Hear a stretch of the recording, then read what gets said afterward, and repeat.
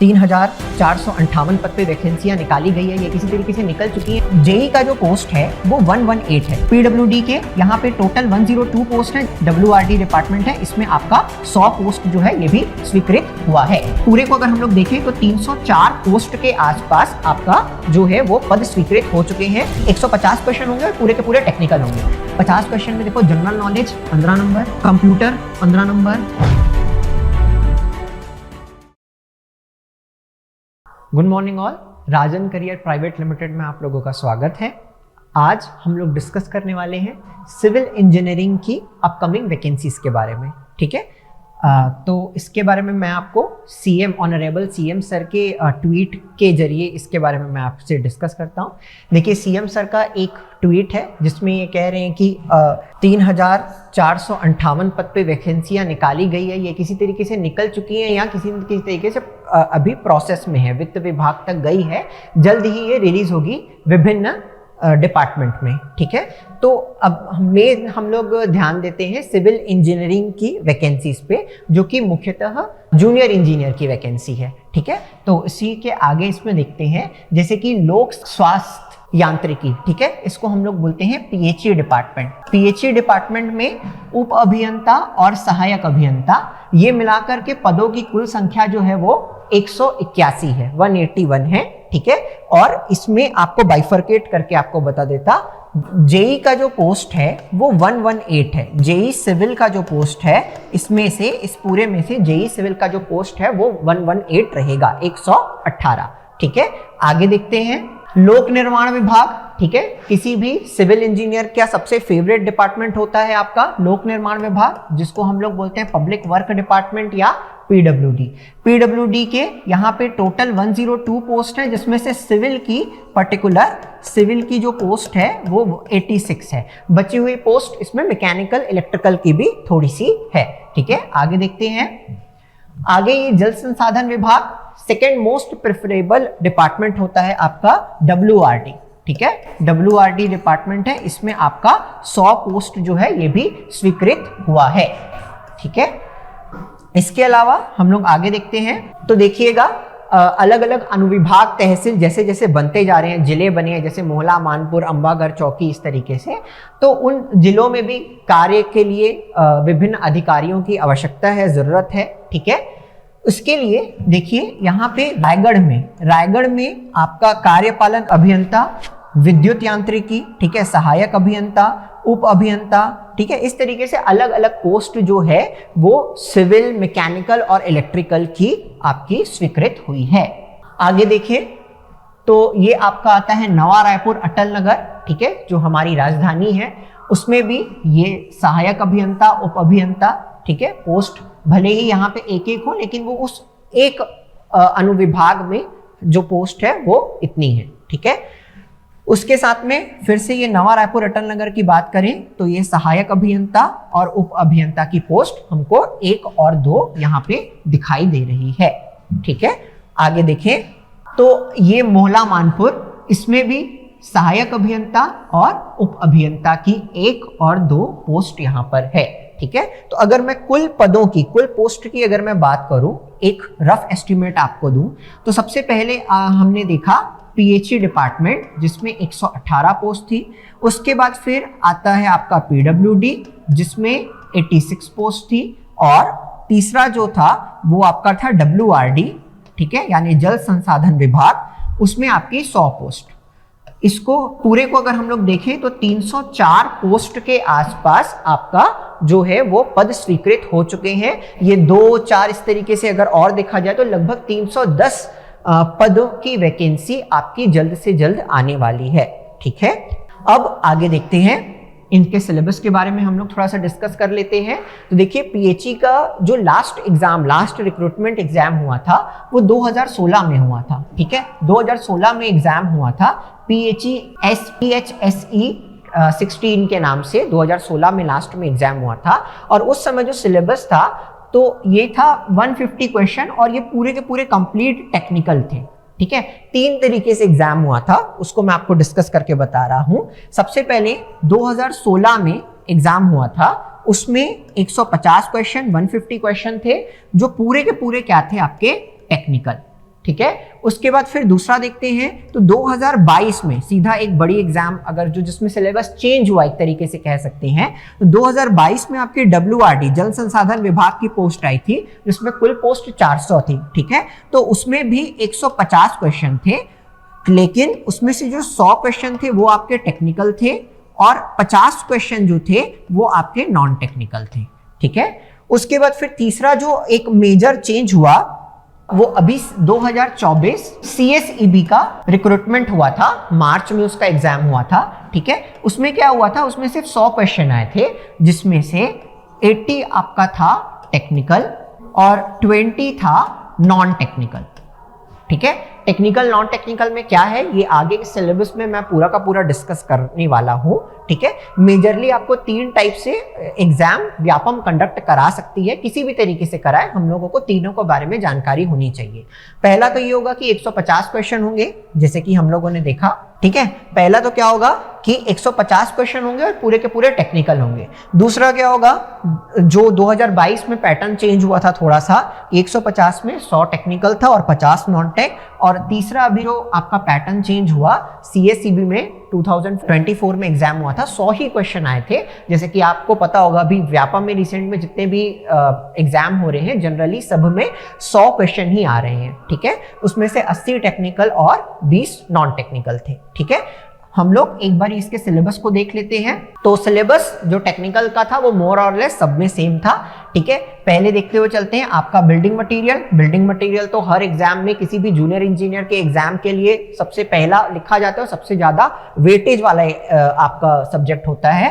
देखिए आपको brick, cement, motor और कॉन्क्रीट इतने टॉपिक्स इसमें पढ़ने रहते हैं, ठीक है। दूसरा आता है आपका स्ट्रक्चर एनालिसिस, ठीक। तीसरा आता है आपका design of steel structure. Next है design of concrete and machinery structure, मतलब इसको हम लोग RCC या फिर जो बीटेक वाले पढ़ते हैं वो SED के नाम से पढ़ते हैं, स्ट्रक्चरल इंजीनियरिंग डिजाइन 1, ठीक है, इस नाम से पढ़ते हैं या फिर RCC डिजाइन इसको बोल सकते हैं। वर्किंग स्ट्रेस मेथड, ठीक है, प्री स्ट्रेस थोड़ा सा पढ़ना है, design of simple member and determinate structure. ये 2016 में एग्जाम हुआ था तो उसमें ये सिर्फ वर्किंग स्ट्रेस बोला था। अभी आपका जो एग्जाम होगा तो उसमें वर्किंग स्ट्रेस और लिमिट स्टेट दोनों मेथड पूछा जाएगा। नेक्स्ट हम लोग देखते हैं तो construction practice planning and management. उसमें पहला सबसे आ जाता है आपका कंस्ट्रक्शन इक्विपमेंट, ठीक है। कंस्ट्रक्शन इक्विपमेंट वाला पार्ट जो है वो आपको ES के सिलेबस में सेपरेटली मिल जाता है। काफी सारा कंटेंट आपका वहां से सीधा ही पूछा जाता है। आगे हम लोग देखेंगे तो ये पूरा आपको crane, host, lifting equipment, earthwork equipment ये सारा अपने को मिलता है। नेक्स्ट सब्जेक्ट हम लोग देखते हैं सॉइल मैकेनिक्स, ठीक है। सॉइल मैकेनिक्स या इसको और हम लोग बोलते हैं जियो टेक्निकल इंजीनियरिंग, ठीक है। तो ये भी एक मोस्ट इंपॉर्टेंट सब्जेक्ट है। इसमें भी सारे टॉपिक आपके properties, classification, seepage, flow net, compaction, ठीक है, कंसोलिडेशन, कंप्रेसिबिलिटी, ये सारे के सारे टॉपिक इसमें कवर अप होते हैं। नेक्स्ट आपका आएगा सर्वेइंग, ठीक है। सर्वेइंग के बाद आपका आएगा ट्रांसपोर्टेशन इंजीनियरिंग। ट्रांसपोर्टेशन इंजीनियरिंग के बाद नेक्स्ट जो आपको देता है वो है आपका पब्लिक हेल्थ इंजीनियरिंग, जिसको हम लोग एनवायरमेंट इंजीनियरिंग भी कहते हैं, ठीक है। बीटेक में हम लोग इसको एनवायरमेंट इंजीनियरिंग 1 और एनवायरमेंट इंजीनियरिंग 2 के नाम से ये सब्जेक्ट हम लोग डील करते हैं, ठीक है। ये आपको पूरा डिटेल में इसका दिया हुआ है कि इसके आगे हम लोगों को क्या क्या पढ़ना है। और ये सर्वे से रिलेटेड है। जनरल एक टॉपिक 10th टॉपिक करके दे दिया था जनरल, जिसमें आपको quality standard, standard specification, schedule of rate, ठीक है, इस तरीके से PhD डिपार्टमेंट में क्या क्या होता है तो PhD डिपार्टमेंट का सारा नॉलेज आपको होना चाहिए एक बेसिक सेंस में। तो ये पूरा का पूरा आपका उस समय का सब्जेक्ट था, ठीक है। तो हम लोग बोल सकते हैं कि जो 9 सब्जेक्ट हो गए वो आपके टेक्निकल हो गए, प्योर टेक्निकल। और जो 10th वाला जो पार्ट है उसमें किसी न किसी तरीके से PhD डिपार्टमेंट का स्ट्रक्चर या फिर आप वर्क को शेड्यूल कैसे करेंगे, लैब मेथड क्या है, GPS क्या है, ये सारा जो बेसिक जो पोर्शन है वो आपका इसमें आया था, ठीक है। आगे देखते हैं। देखिए ये रेवेन्यू कलेक्शन, गवर्नमेंट के रूल्स, ये सारे टॉपिक एक बेसिक सेंस में अपने को उस समय पे पढ़ना था, ठीक है। नेक्स्ट आपका WRE का 2022 का सिलेबस देखते हैं, ठीक है। इस समय 400 पोस्ट आई थी, ठीक है। 2022 8 मई 2022 में ये एग्जाम हुआ था। तो देखिए इसको बाइफरकेट कैसे हुआ है, कैसे किया है।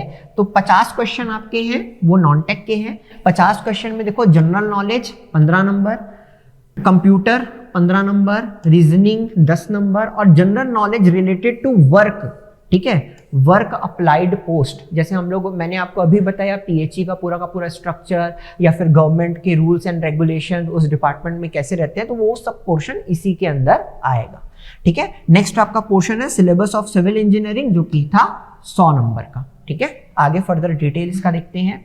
जनरल नॉलेज में आपको क्या क्या देखना था, तो current event, national international, constitution, knowledge of Chhattisgarh, ठीक है, knowledge of Chhattisgarh, geographical location, मतलब छत्तीसगढ़ का पोर्शन आपको यहाँ पे देखना था। इसके अलावा पॉलिटी और करंट अफेयर, तो खैर नेशनल इंटरनेशनल थोड़ा सा सीजी का भी पूछा जा सकता है, ठीक है। ये पूरा का पूरा एंशिएंट हिस्ट्री, फ्रीडम स्ट्रगल, ये सारा का सारा पोर्शन इसमें कवर करके दिया है। फिर सेकंड पार्ट में आते हैं हम लोग नॉलेज ऑफ कंप्यूटर में, MS office, spreadsheet, concept of hardware and software, data analysis, multimedia, basic of internet. जो भी कोई भी एक ऐसा कोई एग्जाम होता है जिसमें कंप्यूटर आ रहा है, तो उसी के स्टैंडर्ड कंटेंट भी इसी में दिए हुए हैं, कोई सेपरेट बहुत अलग से नहीं पढ़ना है। नेक्स्ट हम लोग देखते हैं रीजनिंग। तो जितने टॉपिक आपने रीजनिंग के बारे में पढ़े होंगे, जानते होंगे, वो सारे के सारे पोर्शन मोर और लेस इसमें किसी न किसी तरीके से कवर हो रहे हैं।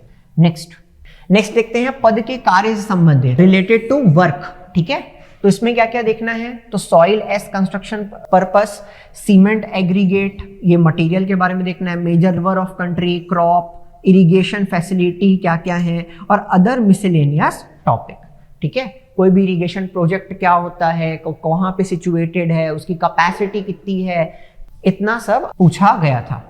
नेक्स्ट देखते हैं हम लोग टेक्निकल पोर्शन। तो देखिए सर्वेइंग, ठीक है। सर्वेइंग में आपका ये पूरा टॉपिक आप जानते होंगे, chain survey, compass survey, plane table, contouring, levelling, ठीक है, थियोडोलाइट, ये पूरे के साथ साथ में आपको ईडीएम भी पूछा था, इलेक्ट्रॉनिक डिस्टेंस मेजरमेंट के बारे में भी पूछा था, ठीक है, इलेक्ट्रोमैग्नेटिक डिस्टेंस मेजरमेंट। नेक्स्ट आता है आपका कंस्ट्रक्शन मटेरियल। तो कंस्ट्रक्शन मटेरियल में भी, कंस्ट्रक्शन मटेरियल, बिल्डिंग मटेरियल वही हो जाता है, ये आपका ब्रिक्स, ठीक है। ब्रिक के बाद ये आपका आता है कंक्रीट, यहाँ पे है सीमेंट, इतना पोर्शन आपका यहाँ पे पूछा गया था, एग्रीगेट। नेक्स्ट है आपका ये ट्रांसपोर्टेशन इंजीनियरिंग, जिसमें भी सारा पोर्शन आपका कवर हुआ था। एक पोर्शन अलग से ऐड किया था जो कि है ब्रिज, ठीक है, ब्रिज पोर्शन यहाँ पे ऐड किया गया। आगे देखते हैं हाइड्रोलिक्स, जिसको हम लोग फ्लूइड मैकेनिक्स के नाम से पढ़ते हैं। तो फिर से hydrostatics, hydrokinematics, dynamics, flow through pipe, ठीक है, notches and weir, open channel flow, ये पूरा का पूरा पोर्शन इसमें कवर हुआ था। नेक्स्ट सब्जेक्ट था आपका जियो टेक्निकल इंजीनियरिंग। जियो टेक्निकल इंजीनियरिंग में सारे मोर और लेस पूरे टॉपिक आपके कवर हुए थे, bearing capacity, definition, plate load test, ठीक है। जनरली जो अगर आप लोगों ने कॉलेज में जियोटेक 1 और जियोटेक 2 के रिस्पेक्ट में अगर आप लोगों ने कॉलेज में पढ़ा हुआ है, तो जियोटेक 1 का वेटेज जो होता है वो जूनियर इंजीनियर में ज्यादा होता है, मतलब उसके टॉपिक ज्यादा कवर करते हैं। बाकी जियोटेक 2 में जो पोर्शन होता है, जैसे कि आपकी bearing capacity, plate load test, ये कंपैरेटिवली कम पोर्शन ही इसमें आता है। नेक्स्ट आपका आता है हाइड्रोलॉजी, ठीक है। हाइड्रोलॉजी में काफी डिटेल एलॉबरेट करके दिया था, एक एक टॉपिक को लिखा था, क्योंकि डब्ल्यूआरडी का इरिगेशन डिपार्टमेंट का है, तो हाइड्रोलॉजी कहीं ना कहीं तो बहुत ज्यादा एसेंशियल हो जाता है। तो हाइड्रोलॉजी इतना सारा एलॉबरेट करके दिया था, पर कंपैरेटिवली इसका जो सिलेबस है वो थोड़ा सा कम है, सारे एक एक टॉपिक को, एक एक पॉइंट को बना करके लिखा हुआ है। आगे देखते हैं तो डब्ल्यूआरई, ठीक है, इसको हम लोग इरिगेशन इंजीनियरिंग के नाम से भी पढ़ते हैं, ठीक है। अब इरिगेशन डिपार्टमेंट का ही पोस्ट था डब्ल्यूआरडी का, तो अगेन ये पूरा एलॉबरेट करके दिया है, ठीक है, सारा कनाल लाइनिंग, ठीक है, new irrigation technique, drip irrigation, cross drainage work, diversion work, water requirement of crop, सारा का सारा टॉपिक इसमें कवर हुआ है। नेक्स्ट आपका आता है public health engineering, again double E, environment engineering के नाम से पढ़ते हैं, treatment of water, sedimentation, conveyance of sewage, ठीक है, क्वालिटी ऑफ वाटर, सारे टॉपिक इसमें लगभग कवर किए गए थे। नेक्स्ट आता है आपका स्ट्रक्चरल इंजीनियरिंग, जिसमें स्ट्रेस स्ट्रेन, स्लोप डिफ्लेक्शन, ये सारा पूछा था। इसके साथ में ये बोला था कि IS 456 मतलब ये कौन सी डिजाइन हो गई, आपकी RCC की डिजाइन हो गई, ठीक है। तो ये जो ऊपर का जितना भी पोर्शन है ना, ये मॉस का पोर्शन है, मॉस या सॉम, ठीक है, मॉस या सॉम जो हम लोग बोलते हैं स्ट्रेंथ ऑफ मटेरियल, ऊपर वाला पोर्शन ये मॉस का पोर्शन है और ये जो नीचे है ये आरसीसी है। नेक्स्ट एस्टिमेशन एंड कॉस्टिंग, बहुत इंपॉर्टेंट सब्जेक्ट है सारा इसका टॉपिक। और लास्ट आ जाता है आपका फिर से construction management, organisation, payment of bill, Gantt chart, CPM, PERT, ये पूरा का पूरा अपने को देखना था। ये पूरा मिला करके हुआ आपका WRE का सब्जेक्ट टॉपिक, ठीक है। नेक्स्ट हम लोग देखते हैं आपका CACB का अभी जो 2024 में लेटेस्ट एग्जाम हुआ था उसमें, ठीक है। तो इसमें फिर से देखो ये 2080 में सेपरेट किया था, तो 100 का पेपर हुआ था, उसमें से 80 जो था वो आपका टेक्निकल था और 20 जो था वो आपका नॉन टेक्निकल। इसमें देखते हैं जो नॉन टेक्निकल पोर्शन में क्या क्या पूछा था, तो जनरल नॉलेज पूछा था, ठीक है, current event, constitution of India, political system, knowledge of Chhattisgarh, ठीक है। ये पूरा मिला करके आपका 10 मार्क्स का कह सकते हैं। और रीजनिंग जो था वो आपका लगभग सारा पोर्शन कवर हो रहा है वो 10 मार्क्स का। जिन लोगों ने भी पेपर एनालाइज किया होगा, देखा होगा, तो थोड़ा सा वेरिएशन इस तरीके से था कि लगभग 14 क्वेश्चन यहाँ से और 7 क्वेश्चन यहाँ से, मतलब इसका वेटेज कहीं ना कहीं ज्यादा था, इसका कम था, ठीक है। आगे देखते हैं, तो जो सेक्शन B 80 मार्क्स का है, इसमें आता है सबसे पहले आपका सर्वेइंग, ठीक है। दूसरा आता है आपका कंस्ट्रक्शन मटेरियल, ये कहीं ना कहीं हर जगह ये कंस्ट्रक्शन मटेरियल वाला सिलेबस है वो सेम है। नेक्स्ट है आपका ट्रांसपोर्टेशन इंजीनियरिंग, इसमें भी आपका ब्रिज स्ट्रक्चर और वाटरवे आया था। हाइड्रोलिक्स, इसको हम लोग FM के नाम से देखते हैं, ठीक है। ये आपका आता है जियो technical engineering, hydrology, water resource और पब्लिक हेल्थ इंजीनियरिंग। जितना जितना पोर्शन इसमें water source, ground water, yield of water, इसको थोड़ा सा नया ऐड किया गया था, ज्यादा इस पे ध्यान दिया गया था। और लास्ट फिर हम लोग देते हैं स्ट्रक्चरल इंजीनियरिंग, ठीक है। ये वाला जो सिलेबस है, ये जो सिलेबस जो मैं आपको बता रहा हूं, जो कि CACB का है, CACB 24 का जो सिलेबस है और WRD 22 का जो सिलेबस था, कौन सा, टेक्निकल का, वो लगभग पूरा सेम है। एक दो टॉपिक थोड़ा बहुत इधर उधर हुआ होगा, नहीं तो लगभग ये पूरा का पूरा टॉपिक आपका सेम है।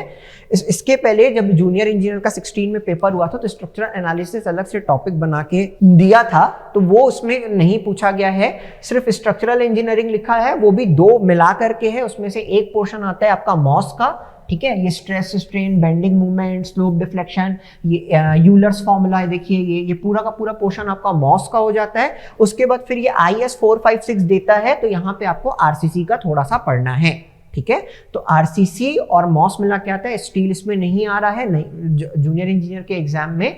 और उसके साथ साथ स्ट्रक्चरल एनालिसिस जो पर्टिकुलर हम लोग पढ़ते हैं, उसका भी कोई पोर्शन नहीं आ रहा है, ठीक है। तो ये था एक ब्रीफ आपको जानकारी देनी थी कि अपकमिंग वैकेंसीज कितनी आने वाली है, ठीक है। उसको विथ ट्वीट और पेपर कटिंग के हिसाब से मैंने आपको पूरा का पूरा बताया। लगभग 300 के आसपास आपकी वैकेंसीज आएंगी, ठीक है। और ये जो पेपर होगा वो कंबाइंड एग्जाम होने के बहुत ज़्यादा चांसेस हैं। तीनों का हमने सिलेबस डिस्कस किया, ठीक है। इस वीडियो में नंबर आ रहा होगा कोचिंग का, एडमिशन के लिए आप इस नंबर पे कॉन्टैक्ट कर सकते हैं, ठीक है। Thank you.